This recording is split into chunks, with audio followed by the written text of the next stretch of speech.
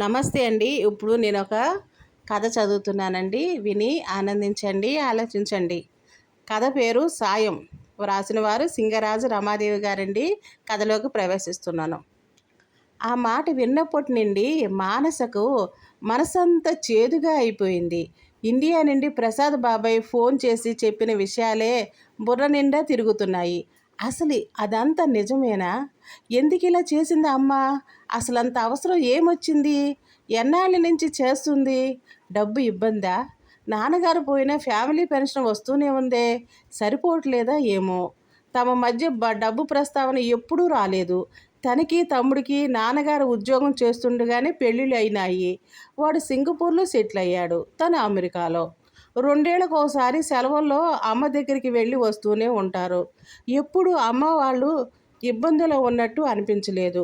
పైగా వెళ్ళినప్పుడల్లా తనకి పిల్లలకి ఏదో ఒకటి కొనివ్వటం, బట్టలు పెట్టడం అంతా మామూలే. చిన్నప్పటి నుండి తమకు ఆర్థిక ఇబ్బందులు ఏమీ లేవు. కనీసం తనకు తెలిసినంత వరకైతే లేవు. మరి ఏమిటిది? ఆలోచిస్తున్న కొద్దీ మనసంతా గజిబిజిగా ఉంది. మనోజ్కి తెలుసా? తెలిసి వాడు ఏమి చేయకుండా ఊరుకున్నాడా? అసలు వాడు అమ్మకి డబ్బు ఏమైనా పంపుతున్నాడా? డబ్బు ఇబ్బంది వల్లేనా? చా, ఇది తెలిస్తే అందరూ ఏమనుకుంటారు? తమను తిట్టిపోసుకోరు? అమ్మతో వారానికి 3 సార్లు ఫోన్లో మాట్లాడుతూనే ఉంటుంది తను. అమ్మ ఎప్పుడు ఒక్క మాట కూడా అనలేదు. బాధపడినట్టు కూడా అనిపించలేదు. మరి లేక తనే తెలుసుకోలేదా? తన గోలలో తను ఉండి పట్టించుకోలేదా? మానసకు బాధ, అవమానం మనసంతా నిండి మెలిపెడుతున్నాయి. వెంటనే ఫోన్ చేసి అడుగుదామంటే ఏమి వినాలో అని భయంగా ఉంది. తమ్ముడికి చేసి మాట్లాడదామంటే వాడికి అసలు విషయం ఎంతవరకు తెలుసో తెలియదు. మన్నాడే అమ్మ ఫోన్ చేసింది మానసకు. చాలా ఉత్సాహంగా మాట్లాడింది. పిల్లల గురించి అడిగింది. అమ్మ అడిగిన వాటికి అన్యమనస్కంగానే జవాబులు చెప్తూ ఉంది మానస. అడగాలి అనుకున్న విషయం ఆమె గొంతు దాటి బయటికి రావటం లేదు. ఆఖరికి అమ్మ ఇక ఉండనా మరి అంటుంటే మెల్లగా అమ్మా అంది. ఒక్క క్షణం అవతల వైపు నిశ్శబ్దం. తర్వాత చెప్పమ్మా అంది అమ్మ. మొన్న బాబాయ్ ఫోన్ చేశాడు మెల్లగా మొదలుపెట్టింది. అమ్మ ఊహించినదే అనుకుంటా నిట్టూర్పు వదులుతూ ఏమన్నాడు అడిగింది. మేమంతా చచ్చాం అనుకున్నామమ్మా. ఏ మాతో ఒక్క మాట కూడా అనలేదు? మనోజు ఏమి పంపకపోతే నాకైనా చెప్పలేకపోయావా? ఎంతో స్వయంగా మెల్లగా అడుగుదామని ప్లాన్ చేసుకున్నది కాస్త కోపం, ఏడుపు కలగలిపిన గొంతుతో ఒక్కసారి అడిగేసింది మానస. ఏంటమ్మా నువ్వు అంటున్నది? పంపటం ఏమిటి? తల్లి భవాని గొంతులు అయోమయం. అదేనమ్మా, నీకు డబ్బు ఇబ్బంది ఉంటే మాకు చెప్పొచ్చు కదా. అయినా నీ కొడుకు లక్షల్లో సంపాదిస్తున్నాడు. ఏం ఆ మాత్రం పంపలేడా? లేక అక్కడ వాడు కొన్న ఆస్తులకు ఈఎంఐలు కట్టడానికి సరిపోతుందా వాడి జీతం? గుక్క తిప్పుకోకుండా అక్కసంతా వెలగెక్కింది మానస. మను, నువ్వు ఏమంటున్నావో నాకు అర్థం కావట్లేదు. అసలు నాకు డబ్బు ఇబ్బంది అని ఎవరు చెప్పారు? నెల నెల వచ్చే మీ నాన్నగారి పెన్షన్ నాకు బాగానే సరిపోతుందమ్మా. నా ఒక్కదాని ఖర్చు ఎంతని?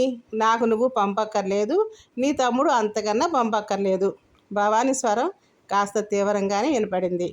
ఆ స్వరానికి మానస కాస్త తగ్గి, మరి బాబాయ్ అలా చెప్పాడేంటి? కొంచెం సంశయంగా అడిగింది. ఏమని చెప్పాడు? అదే, నువ్వు నలుగురి ఇళ్లలో వంటలు చేస్తున్నావని. ఆ మాటలు అంటుంటేనే ఎలాగో అనిపిస్తుండగా ఎలాగోలా అనేసింది. భవానీ ఏ భావం లేకుండా అలా అన్నాడా అంది. అబ్బా ప్లీజ్ చంపకమ్మా. అసలు విషయం ఏంటో చెప్పు. నాకు విన్నప్పటి నుండి మనసులో లేదు. ఎంత బాధగా ఉందో తెలుసా? నిజమేనది? ఆతృతగా అడిగింది మానస. నిజమే, స్థిరంగా అంది భవాని. వంట వరకు నిజమే. కాకపోతే నలుగురు ఇళ్ళకి నేను వెళ్ళి చేయట్లేదు. నా ఇంట్లో నేను చేసింది నలుగురు వచ్చి తీసుకెళ్తున్నారు. అంటే ఇంట్లో మెస్ లాంటిది ఏమైనా పెట్టావా? మానసిక అయోమయం అంతకంతకి పెరిగిపోతుంది. మను, నన్ను అసలు చెప్పనిస్తావా? కాసేపు నువ్వు ఆందోళన పడకుండా, అడ్డు ప్రశ్న వేయకుండా వింటాను అంటే వివరంగా చెప్తాను అని చెప్పడం మొదలుపెట్టింది భవాని. కొన్నాళ్ళ క్రితం పక్క ఫ్లాటు ప్రీతి లిఫ్ట్ తెరుచుకుని వాళ్ళ ఇంటి వైపు వెళుతూ హలో ఆంటీ అని పలకరింపుగా నవ్వింది. అప్పుడే సాయంత్రం వంట ముగించి టీవీ ముందు కూర్చున్న నేను, హలో బాగున్నావా ప్రీతి అని పలకరించాను. నీరసంగా నవ్వుతూ, లేదాంటీ, 2 రోజుల నుండి మోషన్స్, వామిటింగ్స్. ఇప్పుడే డాక్టర్ దగ్గరికి వెళ్ళి మందులు తెచ్చుకున్నాను అంది. అరే అవునా, ఏమైంది? బయట ఫుడ్ ఏమైనా తిన్నారా? పడలేదా అడిగాను. మేము వారంలో 5 రోజులు బయట ఫుడ్డే కదా ఆంటీ. లంచ్ రోజు ఆఫీస్ క్యాంటీన్లోనే, రాత్రి కూడా లేట్ అయితే బయట నుంచి ఆర్డర్ చేస్తాం. అసలు 4 రోజుల నుండి ఏం చూసినా కడుపులో తిప్పుతుంది చెప్పుకొచ్చింది. ప్రీతి వాళ్ళ ఆయన ఇద్దరు సాఫ్ట్వేర్ ఉద్యోగాలే.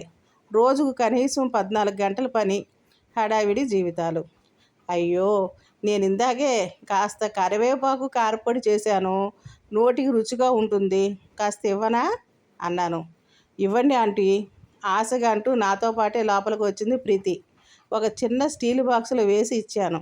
థ్యాంక్స్ ఆంటీ అంటూ, అబ్బా ఎంత నీట్గా ఉంది ఆంటీ ఇల్లు, వంటిల్లు అయితే మరీ అందే. పాడు చేయటానికి ఎవరున్నారని, నేను ఒక్కదాన్నే కదా అన్నాను. అయినా కూడా మా ఇల్లు చూడాలి, వార్ జోన్ లాగా ఉంటుంది అంది. మీరిద్దరూ బయటికి వెళ్తారు, పైగా మీ ఇంట్లో చిన్న పాప కూడా కదా, మీకు టైం ఎక్కడ దొరుకుతుందమ్మా సర్ది చెప్తున్నట్టు అన్నాను. నిజమే ఆంటీ అని నిట్టూరుస్తూ, వస్తా ఆంటీ అని మళ్ళీ థ్యాంక్స్ చెప్పి వెళ్ళిపోయింది ప్రీతి. తను వెళ్ళిపోయాక సీరియల్ చూస్తున్న ప్రీతి మాటలపైనే ఉంది నా ధ్యాసంతా. కోటి విద్యలు కూటి కొరకే అన్నారు, కానీ ఇప్పుడు విద్యలు, ఉద్యోగాలు, డబ్బులు తెచ్చిపెట్టినా కూడా కూటికి టైం లేకుండా చేస్తున్నాయి. వచ్చిన జీతాలతో కార్లు, ప్లాట్లు, ఖరీదైన వస్తువులు కొనుక్కుంటున్నారు, కానీ ఆ కొన్న వాటిని అనుభవించి తీరిక దొరకట్లేదు. కడుపుకింత కమ్మగా తినే సమయమూ లేదు. ఏమిటో అనుకున్నాను. మర్నాడు పగలంతా ప్రీతి కనపడలేదు. వాళ్ళ ఫ్లాటు తలుపు తీసినట్టు అనిపించలేదు. సాయంత్రం అనుకుంటా మళ్ళీ వచ్చింది. ఎలా ఉంది ప్రీతి, తగ్గిందా పలకరించాను. పర్వాలేదంటీ, ఇవాళ కొంచెం బెటర్, ఒక్కరోజుకే పీక్కుపోయిన ముఖంతో అంది, టీపై మీద స్టీల్ బాక్స్ పెట్టి సోఫాలో కూర్చుంటూ. ఆంటీ కారపొడి ఎంత బాగుందో, 2 పూటలు దాంతోనే తిన్నాను. మా వాళ్ళిద్దరూ నాతో పోటీకి వచ్చి మొత్తం లాగించేశారు. మా చిన్నది కూడా అదే తింది. రాజు అయితే ఆంటీని అడిగి రెసిపీ రాసుకో అని చెప్పాడు. గలగలా చెప్పుకొచ్చింది. అయ్యో నేను కొంచెమే చేశాను, మళ్ళీ చేసిస్తాలే నవ్వుతూ అన్నాను. కాసేపు కబుర్లు చెప్పి వెళ్ళిపోయింది. ఆమె మాటల్లో నాకు అర్థమైనది, ఇంటర్ నుండి ప్రీతి చదువు అంతా హాస్టల్లోనే సాగింది. క్యాంపస్ సెలక్షన్లోనే ఉద్యోగం, హాస్టల్ నుండి పీజీ అకామిడేషన్లో, అక్కడ మెస్ భోజనమే. ఇప్పుడు ఈ సంసారం, ఇంటి పని, వంట పని, పాప పని, సతమతమైపోతుంది. పైగా వంట అస్సలు అలవాట్లేదట. మీరు ఎలా చేస్తారా ఆంటీ ఇంత బాగా, నాకు కూడా నేర్పించండి అంటూ ప్రీతి ఒకటి అనటం నవ్వొచ్చింది నాకు. పొద్దున్న లేస్తే వంట చేయటంతోనే గడిచిన జీవితం నాది. 12-13 ఏళ్ల నుండే అమ్మకు వంటలో సాయపడేదాన్ని. పెద్ద కూతుర్ని కదా. ఇక పెళ్ళయ్యాక అత్తగారింట్లోనూ పెద్ద సంసారమే. అత్తగారు, మామగారు, మరుదులు, ఆడపడుచు. ఈయన పెద్ద అవటంతో అందరి పెళ్ళిళ్ళు మా తర్వాతే అయినాయి. పెద్ద కోడలుగా బాధ్యతలు బాగానే ఉండేవి. పైగా అందరూ భోజన ప్రియులు. అంతమంది ఇష్టాలు గమనిస్తూ ఎక్కువ రకాల వండాల్సి వచ్చేది. అలా అవసరం కొద్దీ వంట బాగా అలవాటైపోయింది. తిన్న వాళ్ళందరూ కూడా నా వంట అద్భుతంగా ఉందని మెచ్చుకునేవారు. నేను వంట ఆసక్తిగా చేసేదాన్ని. మరుదులు, ఆడపడుచుల పెళ్ళిళ్ళు అయిపోయాయి. వెళ్ళేలోపు మాకు పిల్లలు పుట్టడం, వెరసి కుటుంబ సభ్యుల సంఖ్య దాదాపు మళ్ళీ అంతే. ఇక పిల్లలు పెద్దవాళ్ళయి, పెళ్ళిళ్ళు, పురుళ్ళు, పుణ్యాలు, ఏ నాటికి నాకు వంటిల్లు రెస్ట్ దొరికింది కాదు. అలాంటిది పిల్లలు ఫారిన్లో సెటిల్ అవ్వటం, ఏడాదిన్నర క్రితమే ఆయన పోవటం, ఇన్నాళ్ళకి ఇలా ఒంటరిగా ఒక్కదానికి వండుకోవాల్సి వచ్చింది. నిట్టూర్పుతో ఆలోచనలు కట్టిపెట్టి లేచాను. మర్నాడు కాస్త నిమ్మకాయ ఊరగాయ తీసుకుని చక్కగా పోపు వేసి మంచి మిరియాల చారు పెట్టి 2 తీసుకెళ్ళి ప్రీతికి ఇచ్చాను. తెగ ఆనందపడిపోయారు వాళ్ళు. ఒక్కదానికి వండుకోవడానికి ఆసక్తి లేక ఏదో ఇంత ఉడకేసుకుని తింటున్న నాకు వాళ్ళకి అలా వండి ఇవ్వటం, వాళ్ళు దానిని పరమానందంగా తినడం ఎంతో తృప్తినిచ్చింది. నేను ఆ వేళ తృప్తిగాను తిన్నాను. అలా వారంలో 1-2 సార్లు వాళ్ళకి ఏదో ఒకటి చేసి ఇవ్వటం అలవాటైపోయింది. వాళ్ళు చిన్నది ఈరా కూడా, అమ్మమ్మ ఈరోజు ఏం చేసావు, చారు పెట్టావా అంటూ మన ఇంట్లోనే తిరగటం మొదలుపెట్టింది. ఇంతలో ప్రీతి ఒకరోజు ఒక శుభవార్త చెప్పింది. తను మళ్ళీ తల్లి కాబోతుందట. నేను సంతోషపడి ఏం తినాలన్నా కోరిక కలిగిన మొహమాట పడకుండా నాకు చెప్పమన్నాను. ప్రీతి వాళ్ళ అమ్మ అప్పుడు ఆస్ట్రేలియాలో ఉంది. ప్రీతి చెల్లెలు మొదట కాను కోసమని. తను చమరించిన కళ్ళతో అలాగే aunty, thank you so much అంది. కానీ అనుకోకుండా తనకి తర్వాత నెలలో వచ్చిన కొన్ని కాంప్లికేషన్స్తో ఒక 2 నెలలు జాగ్రత్తగా ఉండాలి అన్నారు. బెడ్ రెస్ట్ తీసుకోమన్నారు. వాళ్ళకి ఇంకా ఇబ్బంది అయింది. వంట రాని ఆ అబ్బాయి తిప్పలు పడుతూ వండటం, కుదరని రోజు బయట తేవటం, అది ఆ అమ్మాయికి సహించక తినకపోవటం. ఇలా వాళ్ళ తిప్పలు చూసి నా వంటతో పాటు మీకు కూడా చేసి పెడతా కొన్ని రోజులు, మీరు అవస్థ పడకండి అన్నాను. ఓహో బాగుందమ్మా, వాళ్ళకి ఫ్రీగా చాకరీ చేసి పెడుతున్నావు అన్నమాట. మధ్యలో ఆపి మానస ఉక్రోషంగా అంది. ఆగు, మొత్తం విను అంటూ చెప్పబోయిన భవానీతో బబ్లుని స్కూల్ నుంచి తీసుకువచ్చే టైం అయిందమ్మా, తర్వాత మాట్లాడదాం అని ఫోన్ పెట్టేసింది మానస. ఫోన్ పెట్టేసిన భవాని మనసులో అవే ఆలోచనలు కొనసాగాయి. నిజానికి ప్రీతి వాళ్ళు చాలా మొహమాట పడిపోయారు. వద్దంటి, పెద్దవాళ్ళు, మిమ్మల్ని ఇబ్బంది పెట్టలేం అన్నారు. తనే పెద్దదాన్ని నాకు ఒక్కదానికే పని లేక బోరు కొడుతుంది అంటూ మొత్తానికి ఒప్పించింది. కానీ సరుకులు కూరగాయలు అన్నీ మేమే తెచ్చి పెడతాం, ప్లీజ్ కాదనకూడదు అన్నారు. తను కొంత తర్జన భర్జన తర్వాత సరేనంది. అలా మొదలుపెట్టిన తన సాయం తన మధ్య ఒక అనుబంధంగా అయిపోయింది. కాస్త కుదుటపడ్డ ప్రీతి రోజు వచ్చి కూర్చుని కబుర్లు చెబుతూ మన్నాటికి కావలసిన కూరగాయలు తరిగి పెట్టేది. ఏరా అక్కడే కూర్చుని హోంవర్క్ చేసుకునేది. తన ఒంటరితనము నిర్లిప్తత వదిలిపోయి ఉత్సాహంగా అనిపించసాగింది. రోజుకొక కొత్త రకం చేస్తూ ఈరాని ఆశ్చర్యపరుస్తూ ఉండేది. ఆంటీ, మీరు మమ్మల్ని బాగా స్పాయిల్ చేసేసారు, ఇక మమ్మల్ని వదవ అనేవాడు రాజు. అది చూసిన కింద ఫ్లోర్ శ్రేయ, ఆంటీ నాకు వంట నేర్పించండి ప్లీజ్ ఆంటీ, మీ దగ్గర అసిస్టెంట్గా ఉండట అంటూ తమతో కలిసింది. వాళ్ళ ఇంట్లో కూడా ముగ్గురే, శ్రేయ, ప్రీతి ఇద్దరు చేరి ఒక వారం రకరకాలుగా నచ్చచెప్పి నేను చేస్తున్న సాయానికి ప్రతిఫలం ఉండాల్సిందే అంటూ బలవంతంగా తమ అకౌంట్లో నెలకింత అని వాళ్ళే డబ్బులు వేయటం మొదలుపెట్టారు. తను ససేమిరా వద్దందే. నేను కేవలం ఒక మనిషిగా సాయం చేస్తున్నాను, దానికి వెల కట్టొద్దు అంది. ఆంటీ, మీ టాలెంట్ మీకు తెలవదు, దానికి మేము అసలు వెల కట్టలేము, అది మా గురుదక్షిణ అనుకోండి అన్నారు వాళ్ళు. మేము ఆఫీసులో వర్క్ చేస్తే శాలరీ వస్తుంది, ఇంటి పనికి మాత్రం వాల్యూ ఎందుకు లేదు? ఉండాలి ఆంటీ, మీ శ్రమని ఎవరు ఎక్స్ప్లెయిన్ చేయకూడదు అంది ప్రీతి.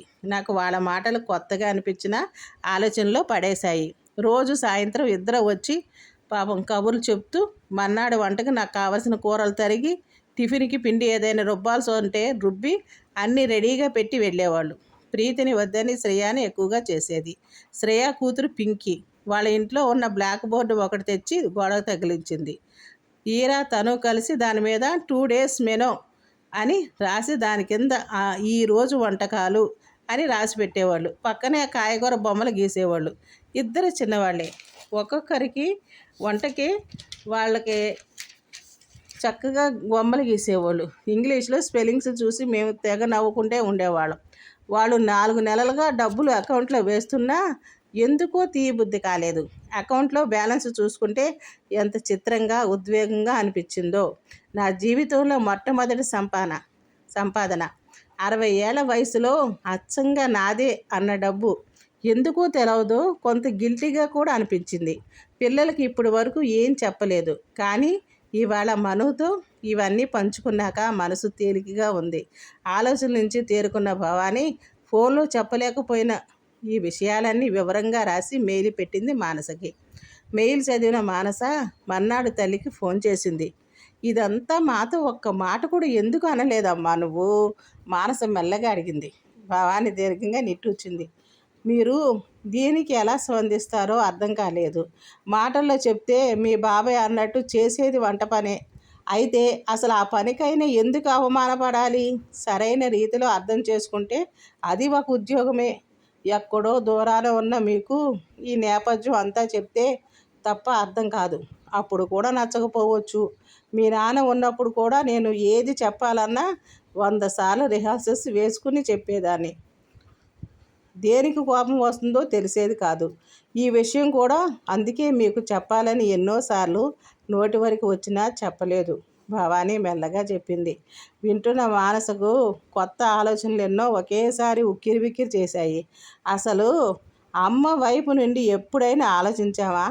అమ్మగా కాకుండా ఒక వ్యక్తిగా తనని అర్థం చేసుకునే ప్రయత్నం చేశామా? పైగా బయట హోటల్లో, టీవీ షోస్, యూట్యూబుల్లో షెఫ్స్కి ఇచ్చే గౌరవం వీళ్ళకి ఎందుకు ఇవ్వం? వంటలక్క అని ఎందుకు చులకన? మానస అంతరంగంలో ఎన్నో భావాలు, సందేహాలు. మానస ఏమీ అనకపోయేసరికి అవతల వైపు నుండి భవాని హలో హలో అంటుంది.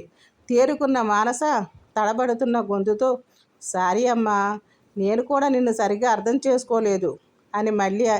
కానీ అమ్మా, ఇంత ఎక్స్ట్రా పనితో నీ ఆరోగ్యం పాడైతే వాళ్ళు వచ్చి నీకు చేస్తారా?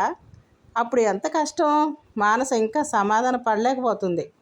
నాకు మొదట్లో భయం వేసిందమ్మా, కానీ చిత్రంగా ఈ పని మొదలుపెట్టాక నాకు నీరసం, నిర్లిప్తత వదిలిపోయి కొత్త ఓపిక వచ్చింది. ఇది వరకు పొద్దున్నే లేచి చేసేదేముందిలే అని బద్ధంగా అనిపించినా ఇప్పుడు ఎప్పుడెప్పుడు లేద్దామా అనిపిస్తుంది.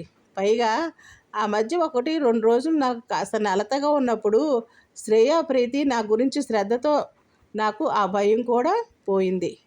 వాళ్ళే కారులో డాక్టర్ దగ్గర తీసుకెళ్ళి చూపించి ఆంటీ, మీకు మీ కిచెన్కి కంప్లీట్ రెస్ట్ అంటూ బాగయ్యేదాకా వాళ్ళే వండి తెచ్చిపెట్టి తోడుగా ఉన్నారు చెప్పింది భవాని.